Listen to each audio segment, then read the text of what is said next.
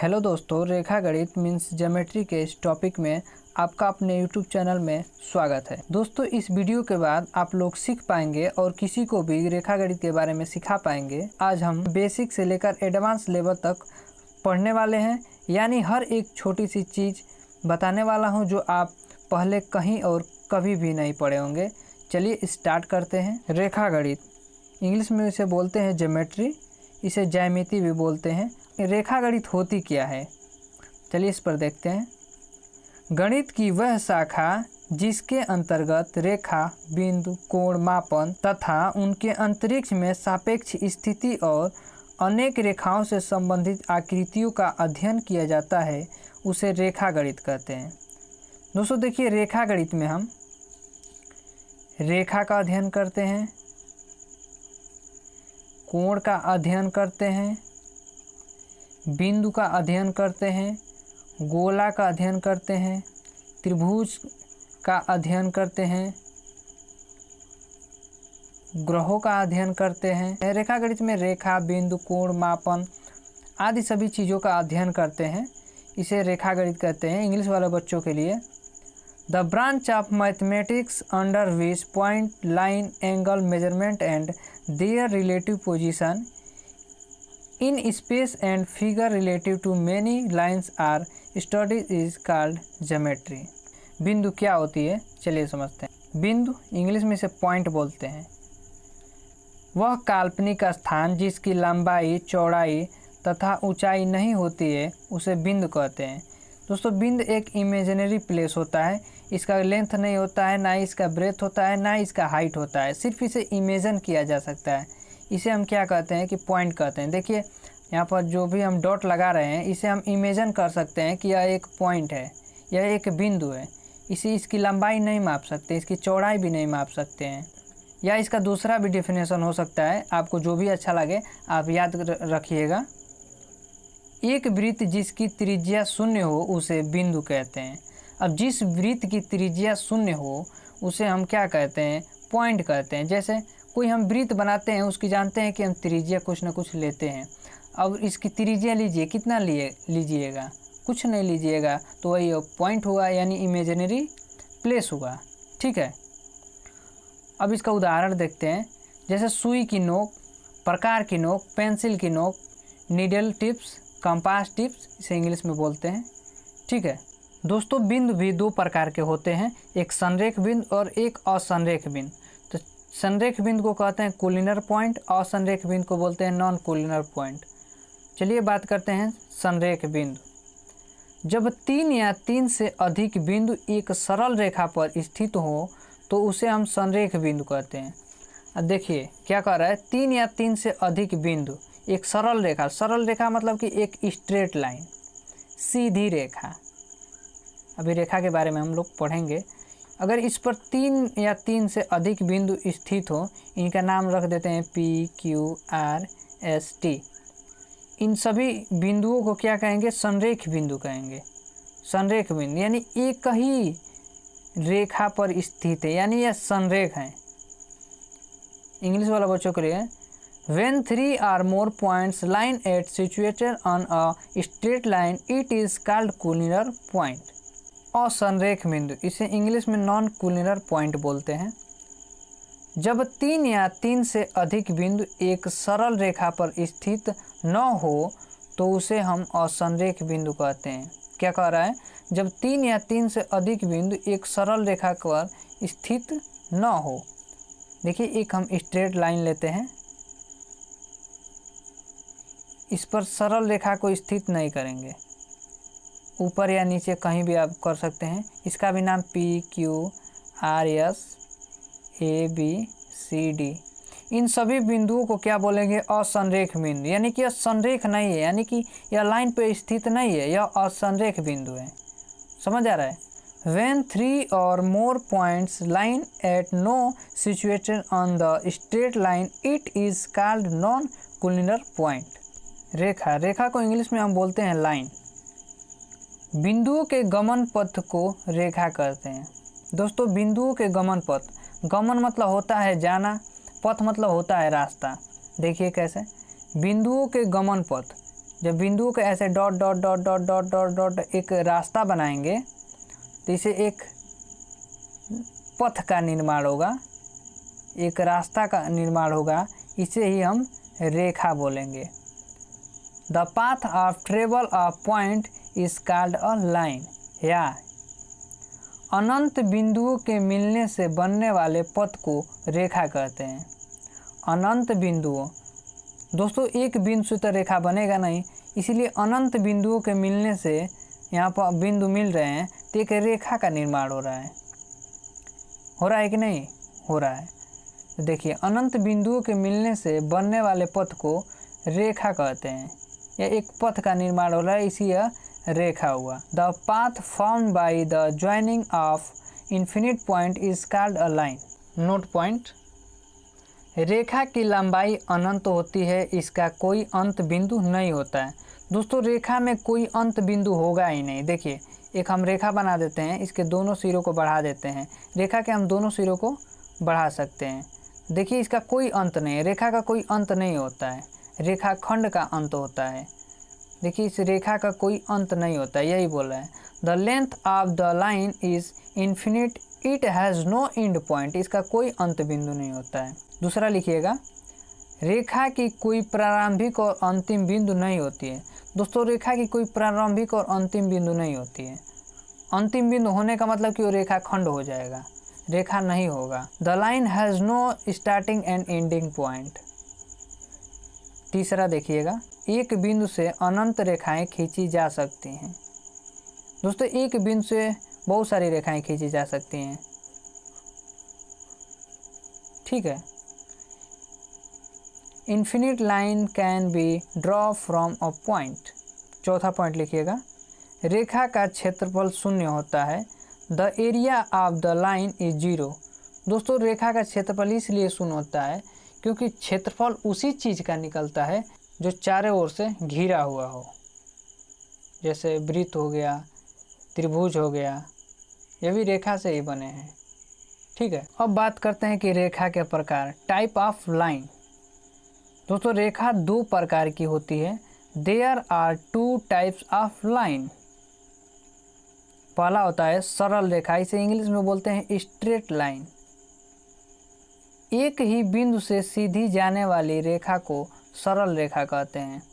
एक ही बिंदु से सीधी जाने वाली रेखा को सरल रेखा कहते हैं। कैसे? एक बिंदु से ऐसे जब सीधी जाएगी तो इसे सरल रेखा कहते हैं, स्ट्रेट लाइन। इसमें कोई भी रुकावट नहीं होगा। A line going straight by the same point is called straight line. या जब दो बिंदुओं के बीच की दूरी सबसे कम होती है उसे सरल रेखा कहते हैं। देखिए जब दो बिंदुओं के बीच की दूरी सबसे कम होती है, देखिए ये सबसे कम होगा। अब मतलब कि कोई इसका अंतिम अब कोई नहीं होगा जहाँ से यह बिंदु ऐसे टेढ़ा मेढ़ा जाए, ठीक है। When distance between two points is shortest, it is called straight line। उसे हम सीधी रेखा कहते हैं। वक्र रेखा, इंग्लिश में इसे कर्व लाइन बोलते हैं। टेढ़ी मेढ़ी जाने वाली रेखा को वक्र रेखा कहते हैं। A zigzag line is called a curve line. देखिए ये जो रेखा है ये टेढ़ी मेढ़ी गई है, इसकी लंबाई अधिक होगी सरल रेखा की अपेक्षा, इसलिए टेढ़ी मेढ़ी होती है। ये टेढ़ी मेढ़ी लाइन को ही हम वक्र रेखा कहते हैं। या जब दो बिंदुओं के बीच की दूरी सबसे कम न हो उसे वक्र रेखा कहते हैं। बताइए इसके बीच की दूरी कभी कम होगी? कभी नहीं कम होगी। When distance between two points is not shortest, it is called curve line। Note point note करिएगा, गोला एक रेखा ही है। जो गोला है यह एक रेखा ही है, रेखा से ही बना है। रेखाओं के प्रकार, रेखा और रेखाओं में बहुत अंतर है। रेखा मतलब कि एक रेखा होती है, रेखाओं मतलब कई सारी रेखाएं होती हैं, ठीक है। तो रेखाओं के प्रकार मैं पढ़ा रहा हूँ। टाइप्स ऑफ लाइन्स, रेखाएं तीन प्रकार की होती हैं। There are three types of line. पहला होता है समांतर रेखा, इसे इंग्लिश में बोलते हैं पैरेलल लाइन। जब दो रेखाएं एक ही दिशा में समान दूरी पर एक साथ चलती हैं तो उसे समांतर रेखा कहते हैं। समझिएगा अच्छे से, जब दो रेखाएं एक ही दिशा में एक ही दिशा में समान दूरी पर एक साथ चलती हैं तो उसे समांतर रेखा कहते हैं। जैसे यहाँ पर देखिएगा, यहाँ से हम एक इधर रेखा और एक इधर रेखा लेते हैं। यह एक ही दिशा में दो रेखाएं चल रही हैं और इनके बीच की दूरी क्या है, हम 2-2 सेंटीमीटर ले लेते हैं, 2 सेंटीमीटर, इसे भी 2 सेंटीमीटर, ठीक है। इनके बीच की दूरी भी समान हो गई, एक ही दिशा में चल रही हैं, इसीलिए यह समांतर रेखा है। देखिए इसके आगे भी बढ़ाएंगे तो इनके बीच की दूरी क्या होगी, 2 ही सेंटीमीटर होगी। देखिए इसका नाम रख लेते हैं P, इसका नाम रखते हैं Q, इसका नाम रखते हैं A, इसका नाम B। देखिए समांतर का ऐसे यह चिन्ह है, साइन, समांतर का साइन ऐसे होता है, थोड़ा छोटा होता है। देखिए कैसे लिखते हैं, ए बी समांतर PQ, ए बी समांतर PQ, ऐसे पढ़ते हैं। When two lines move in the same direction at the same distance and the distance between them are equal, then they are called parallel line। या जब दो रेखाओं के बीच की दूरी समान होती है तो उसे समांतर रेखा कहते हैं। जब दो रेखाओं के बीच की दूरी, इनके बीच की ये दो रेखाएं हैं, इसे यल इसे यम मान लेते हैं, इनके बीच की जो दूरी है समान है। अगर इनके बीच की दूरी समान है तो क्या होती है, यह समांतर रेखा कहते हैं। वही बोल रहा है, जब दो रेखाओं के बीच की दूरी समान होती है तो उसे हम समांतर रेखा कहते हैं। When the distance between two lines is equal then it is called parallel line। तिर्यक रेखा, इंग्लिश में इसे ट्रांसवर्सल लाइन बोलते हैं। समांतर रेखाओं को कोई अन्य रेखा तिरछी काटती हो तो उस रेखा को तिर्यक रेखा कहते हैं। कहने का मतलब समझिए, ऐसे कह रहा है समांतर रेखाओं को कोई अन्य रेखा, पहले हम इसे दो समांतर रेखाएं बनाएंगे, समांतर रेखाएं, ठीक है।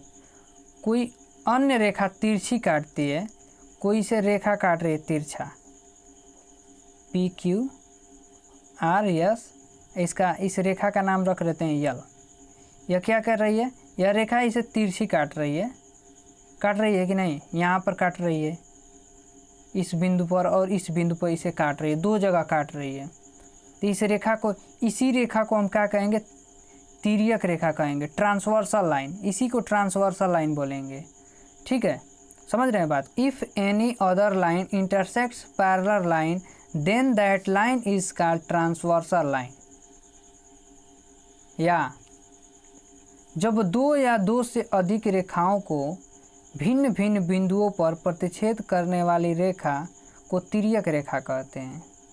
जब दो या दो से अधिक रेखाओं को भिन्न भिन्न बिंदुओं पर प्रतिच्छेद करने वाली रेखा को तिर्यक रेखा कहते हैं।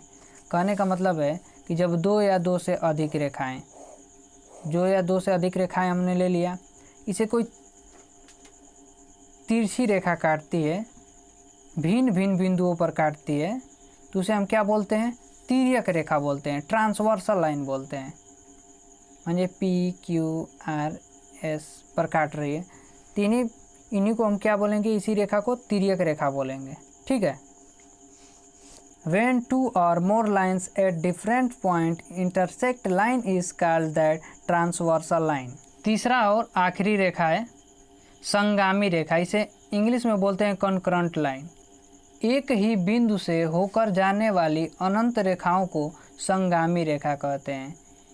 यह एक बिंदु ले लेते हैं, इस बिंदु से हम अनेक रेखाएं खींच सकते हैं, एक जगह कई चीज़ों के मिलने को हम संगम कहते हैं। संगामी मतलब होता है, आपने सुना होगा कि इलाहाबाद में, प्रयागराज में 3 नदियों का संगम है, गंगा यमुना सरस्वती। संगम यानी कि जहाँ कई सारी नदियाँ मिली होती हैं, उन्हें नदियों का संगम बोलते हैं। जहाँ कई सारी लाइनें मिली होते हैं वहाँ रेखाओं का संगम बोलते हैं। इसी को हम संगामी बोलते हैं। यहाँ पर कई सारी रेखाएं, जो भी रेखाएं निकली हुई हैं, यह एक ही जगह से मिली हुई हैं, इसलिए इनको संगामी रेखाएं बोलते हैं, ठीक है। Infinite line passing through the same point are called concurrent line.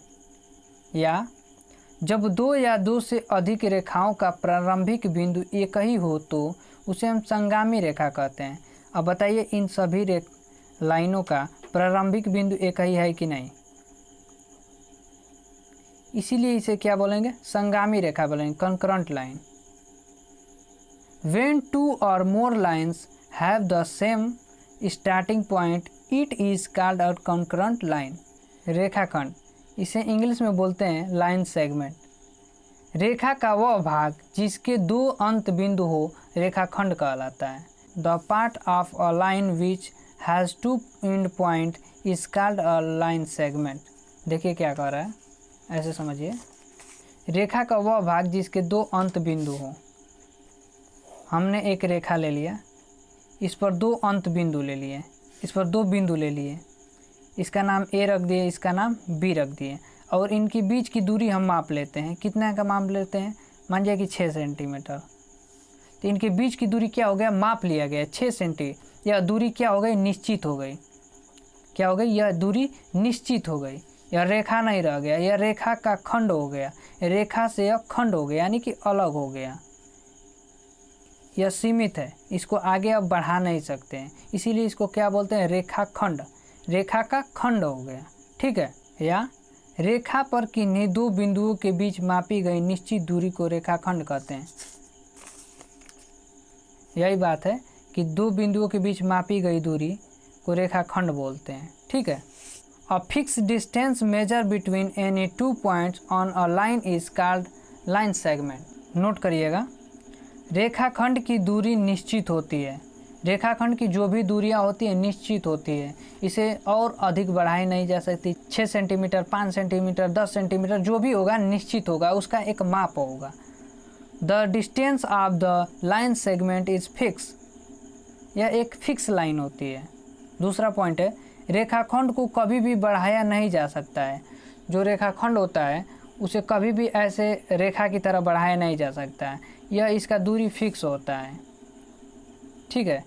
दोस्तों वीडियो पसंद है तो please like, share and subscribe जरूर करिएगा, और अपने दोस्तों के साथ शेयर जरूर करिएगा ताकि वो भी यहाँ से पढ़ सके, बेसिक लेवल से जान सके और हाई लेवल तक जान सके। आपको यह वीडियो कैसी लगी प्लीज़ कमेंट करिएगा, और आपके कमेंट और लाइक से ही हमें मोटिवेशन मिलता है और अधिक वीडियो बनाने के लिए। वीडियो देखने के लिए धन्यवाद, थैंक यू।